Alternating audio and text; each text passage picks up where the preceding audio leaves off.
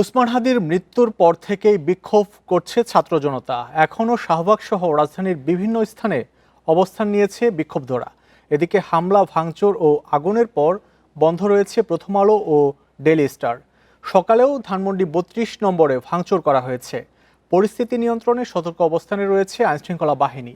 হামলার ঘটনায় প্রথম আলো ও ডেইলি স্টারের সম্পাদকের সঙ্গে ফোনে কথা বলে সমবেদনা জানিয়েছেন প্রধান উপদেষ্টা, দিয়েছেন সহযোগিতার আশ্বাস। বৃহস্পতিবার ইনকিলাব মঞ্চের মুখপাত্র শরীফ ওসমান হাদির মৃত্যুর পরেই উত্তাল হয় রাজধানী। শাহবাগে জড়ো হন বিক্ষুব্ধরা। হামলা হয় কারওয়ান বাজারের প্রথম আলো ও ফার্মগেটের ডেইলি স্টারের কার্যালয়ে।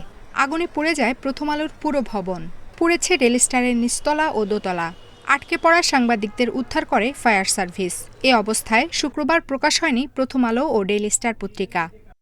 তারা কোনো নিরীহ ক্ষুব্ধ জনতা না, তারা একটা সংগঠিত অংশ, এবং এই সংগঠিত অংশ কিভাবে বাংলাদেশকে সামনের দিনে আরও অস্থিতিশীল করে ফেলতে পারে সেই বিষয়ে আমাদের প্রত্যেকের সতর্ক হওয়া দরকার, সাবধান হওয়া দরকার। বিভিন্ন সংবাদ মাধ্যম এবং সাংস্কৃতিক প্রতিষ্ঠানে যে হামলা দেখেছি, সেই হামলাগুলো পরিকল্পিত বাংলাদেশকে অস্থিতিশীল করবার একটি খুবই জঘন্য প্রচেষ্টা মাত্র।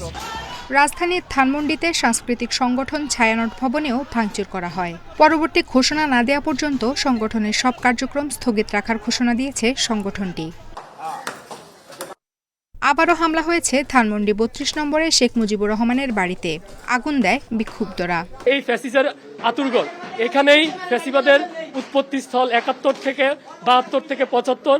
৫ই আগস্টের পর আমরা যে সকল কাজগুলোকে বাকি রেখে দিয়েছিলাম, যার কারণে আজকে আমাদের এরকম হুমকির মুখে পড়তে হচ্ছে, এরকম বিপ্লবীদেরকে হারাতে হচ্ছে, সেই সকল কাজ আমরা আজকে থেকে শুরু করব।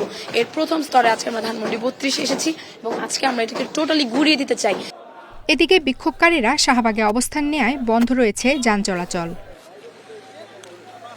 আফসানা ফিরোজ জুই, ইন্ডিপেন্ডেন্ট নিউজ, ঢাকা।